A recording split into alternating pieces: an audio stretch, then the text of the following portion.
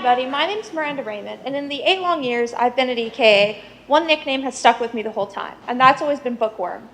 And I never really understood why until I hit high school, where I was able to see the difference between kids who have ink running in their blood like I do, to kids who simply read because it's a requirement for school. And I realized why. It's because of my background. I'm from a family of all readers on both sides. I'm the only household I know that has a whole room dedicated to books, and in my own bedroom, I think I have 6 or 7 bookcases full of my childhood favorites to books that I'm currently getting around to reading. And so I did some research into the benefits of reading because I really wanted to focus my project around it. And I found when you have a background in reading, it improves your vocabulary, it improves your comprehension. It has so many different aspects because it expands your brain power. And I wanted to give kids the benefit of having a reading background like I did within my senior project.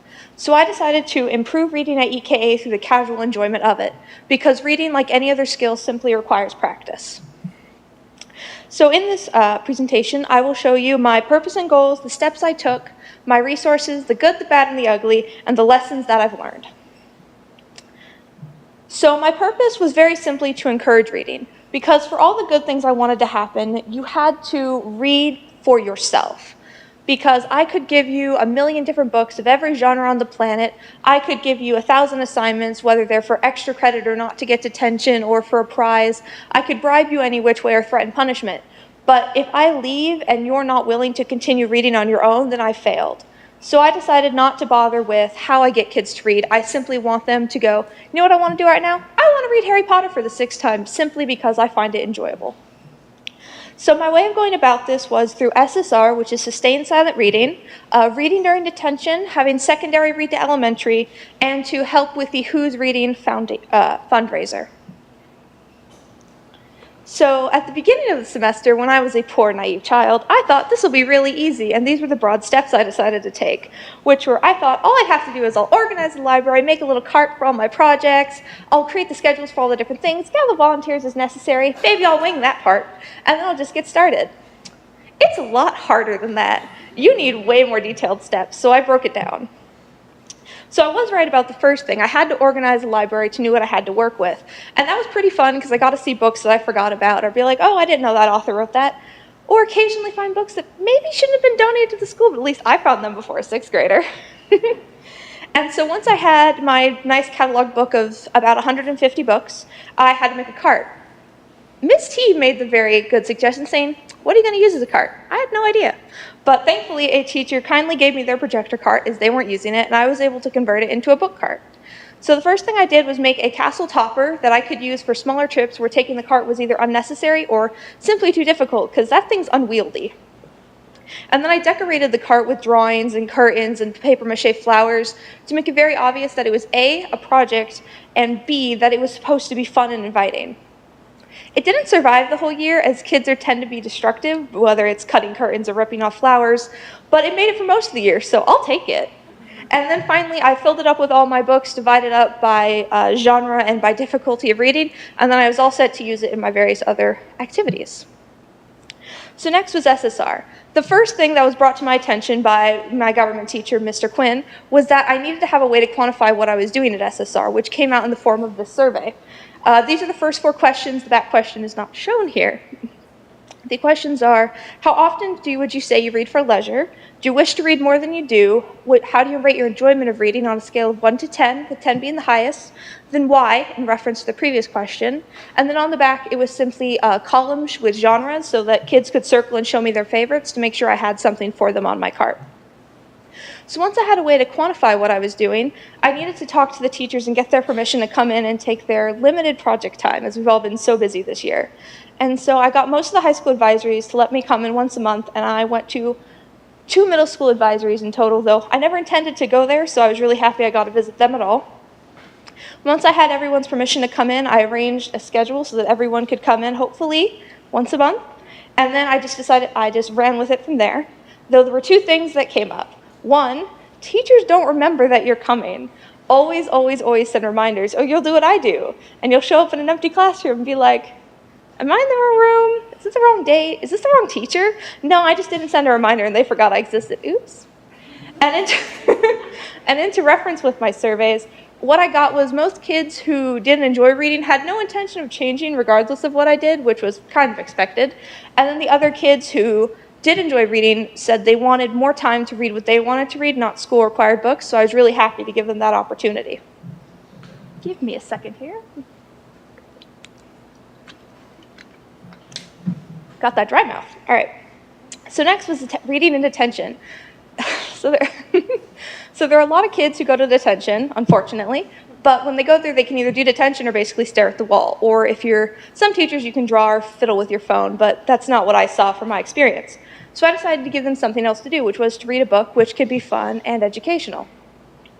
So first off, I got the detention reading schedule to see which teacher will be running it per 2 weeks, and then I got each teacher's permission as I went along to come in and to give them the books and to have them responsible if they didn't want me to stay there for the entire period. Most teachers wanted me to get out. They didn't want another kid to keep an eye on, so I was very thankful because I really didn't want to stay for detention, but at least they all let me go free. From there, I selected the books that I would need to go on my castle topper to take from place to place. I had everything from sports books to Jurassic Park to The Wizard of Oz to Star Wars. So I tried to have all kids' ideas in there. And then the rest of it was just drop off and pick up, where I would show up with my books, give kids an opportunity to take what they wanted and the pick up books from the previous day. And if I wasn't there, my little brother Langley did it for me, so thank you bunches, Langley. I'm really glad I got to do that the whole year. All right. So next up was applause for Langley. I hit the mic. All right. So after that, I decided I didn't only want to affect the secondary campus, I also wanted to do with elementary schoolers. But I'm only one person, and I was like, I can't talk to all the classes all the time. I got other stuff to do. I got a lot of classes. So I decided to have secondary students read to elementary students, and I knew this would be beneficial because when you're younger, let's say under 6th grade, being read to aloud is just as useful to your brain as it is to read itself because you take away that stress of trying to read and reading slowly. So when you're being read to aloud, you get all that comprehension with none of the fear. And to the secondary readers reading to the elementary, they also got the advantage of confidence. They were confident in their ability to read these books that were under their normal level to these students, so when they had to read more complicated texts, that confidence remained as they knew they could do it with an audience in front of them, so it's easier to do within their own minds. So with that knowledge in hand, I approached Miss Gustafson, the principal of Building A, about letting me read to her little kidlets. And she was very calm with me, she was very patient, and we communicated for I'd say a month and a half before we finally figured out what we were doing. And from there, she gave me 4 teachers, 1 kindergartner, and 3 first grade teachers who all wanted me to bring kids in with me. So after that, I had a meeting with the teachers to find out what they wanted. I had 1 kindergartner and 2 first grade teachers who simply wanted 1 kid to come in and essentially conduct story time and then have questions afterwards to prove comprehension. And then my other first grade teacher simply wanted 5 kids to come in so they could do smaller groups where they could do group activities where the kids would read to them and then they would all do a worksheet together, which was really cute to watch. And so once I understood how many teachers and what requirements I needed, I sent out an email to the secondary advisors asking for students who were academically available, who had the time and enjoyed reading. Because I'd really hate to take an A student who's light years ahead of their project but would prefer to do anything else than read to babies. And then finally, I set up a reading schedule, making sure I had 8 students on every Thursday and then 8 students every Tuesday, so to have enough kids for my bi-weekly runovers, and then a bunch of secondaries in case anyone was sick, which happened a few times. You can go to the next slide now. Okay, finally, at the end of the year, I helped with the Who's Reading Fundraiser. As this is a school fundraiser, I didn't want to take it over in its entirety, but I wanted to help advertise it. As last year when it was held, I only knew because basically every one of my teachers took time out of their day to say, hey, Miranda, you should really participate in this. You could make us a lot of money. I was like, yeah, I could. So this year I decided to help by advertising it through posters, which have been out throughout my project, and this one, which was on the back wall where Kyle's recycling poster is now, which stated the website and then read with the owl's hypnotic glare saying, read, you can do it. And then I had announcements over the PA, over email, and in the lunchroom towards the end to get kids motivated to read and assist. And then finally, I had owl trackers in each advisory room, which had the classes number they were meant to reach, which was 2,500 minutes. And as classes reached their goal, I came in and marked it off to show that they were making progress. Ooh. All right, so my resources. My first resource, which was the biggest one and helped me out a lot during first semester, was the reading committee. For a lot of you, because I didn't know about this till this year, it's a set of teachers who are all about encouraging kids to read and helping out the English department. And so they gave me a lot of great ideas. They let me help with theirs, and they let me take over a few of their projects, which was really cool. And they also gave me a long list of resources to help me with my research and to find ideas for things I wanted to do. Another one of my resources was Miss Twardzik. She also gave me a lot of information and a lot of inspiration to what I was going to do and made sure I kept in line, so thank you, Miss T. Miss Gustafson was a huge resource because she let me have access to the elementary campus, even though, I was rather last minute about it, so it was very nice of her. And then Miss Chapman, because I'm a reader, not an artist, and a lot of that was a little intimidating to me, and I was like, I have no idea how to make a book cart look inspiring, but Miss Chapman had a lot of great ideas and was always there to help me out. So the good. I really enjoyed getting to work with books because I liked going through the library and seeing all the different authors and all the different genres we had and be like, oh, I didn't know so-and-so wrote historicals, or, oh, I forgot this author even existed. I'm just going to steal this and read it myself before I put it on the cart. So it was really fun getting to see what resources we had. I also liked talking to students because while we true bookworms are few and far between, it was really nice to get to see kids passionate about it and get to feel like, oh, you're doing what today? Wow, I'm so excited. I'm really glad I get to read with you. Or, oh, you have this book. I've wanted to read this forever. Thank you for finding it for me. So that was really nice. And then I like spreading my passion because reading is considered a very solitary activity. If I want to read at lunch, I'm considered, apart from everyone I'm sitting with. I'm like, no, I'm still paying attention to you. I'm sitting with you because I like you. I just really want to know what happens to the wizard. You get it? So it was really nice getting to do my passion in such a social environment.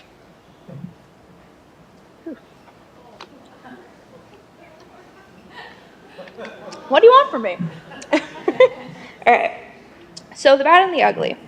The only thing that I could consider bad was the one thing which was outside of my control. And that was disrespectful students.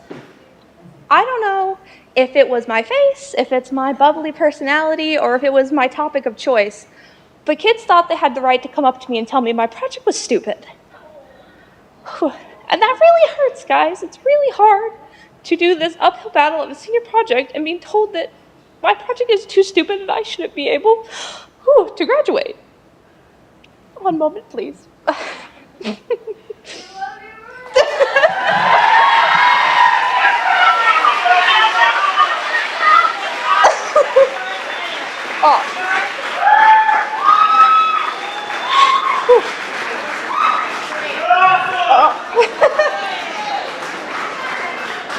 Thank you for ever saying awesome. I am. Thank you.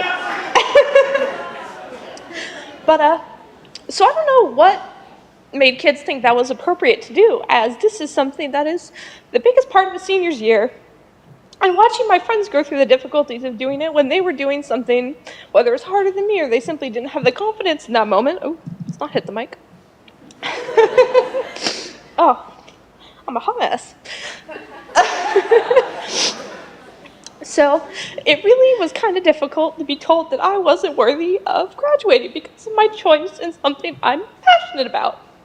So to all the kids out there, don't do that. You're better than that. I know you are. Oh, okay. I'm done now.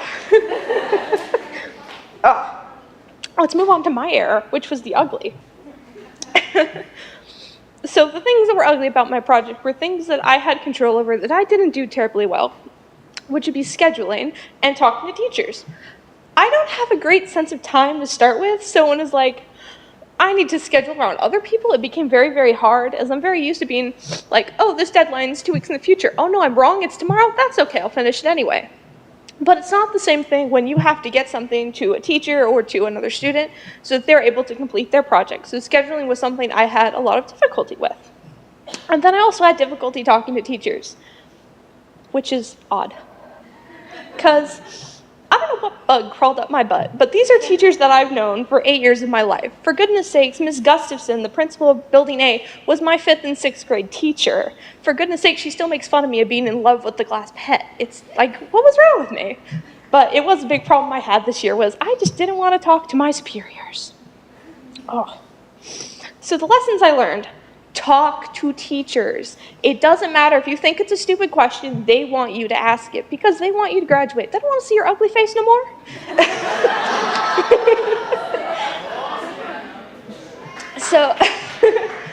So that's something I really had to get through my head, is because I was terrified of wasting a teacher's time, and there's a complete difference between going, oh, I was meant to have a meeting with Miss T at 2 o'clock, it's 3:30, I'll go talk to her now. Don't do that. You're just going to make them angry. But if it's like, I've never written a PA announcement for it, I don't know how to do it, feel free to ask teachers. They want to help you. They want you to do the best that you can do. Do the best that you can do.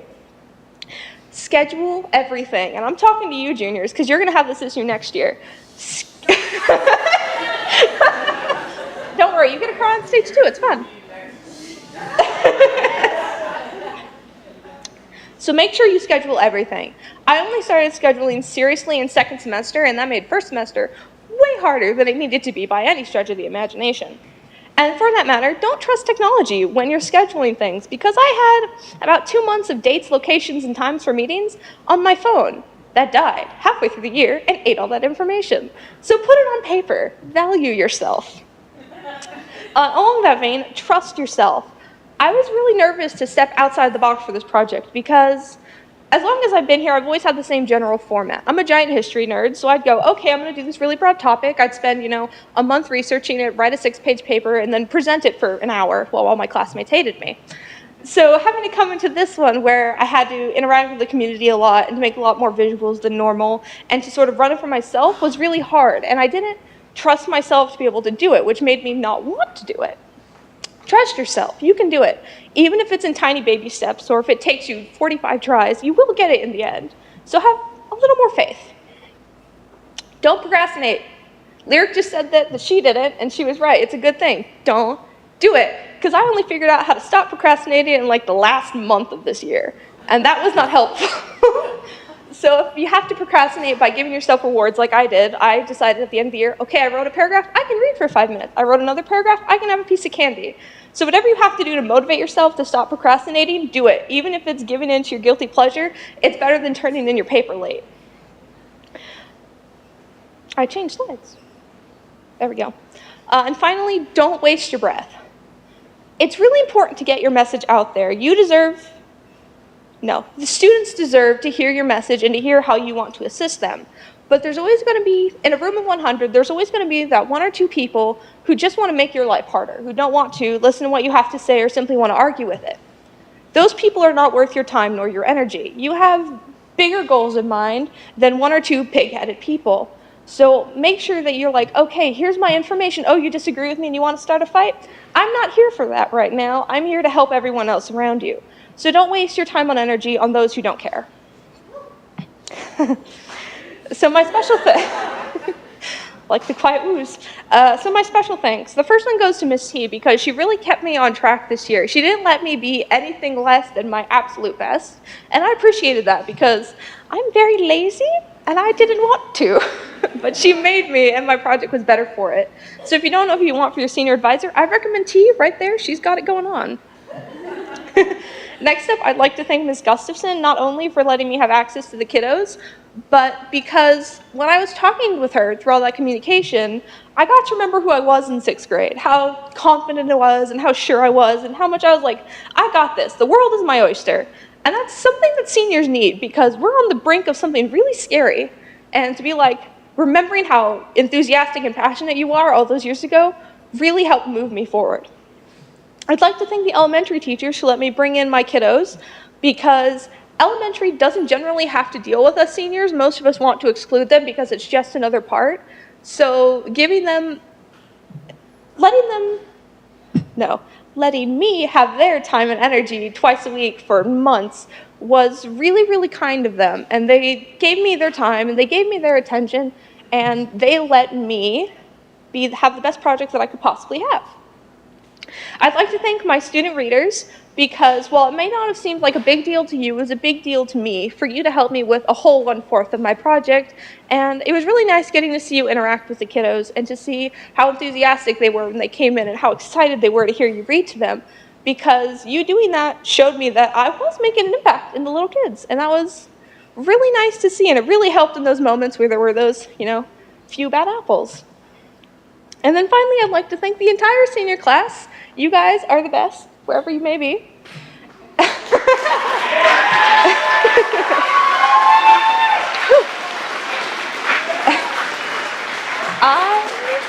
All right, thanks. Shut up. I need to finish before I start crying again. You guys really made me want to do the best I could do because I really didn't want to come here senior year because I was terrified of the senior project. But all the talk in junior year of senior unity and how we're all going to be best friends really made me want to. And then when I came and everyone we're so close and we were all boosting each other up and we were all making sure that, everyone had a shoulder to cry on, everyone had all the resources they need, it really made me want to do the best that I can do to make sure that I stay in contact with all of you and to get to walk the stage with you and be one big happy family for the end of forever. So I guess to sum this, hush, I'm not done. So I guess to sum this up, if anyone has detention tonight, I got you guys. Thank you.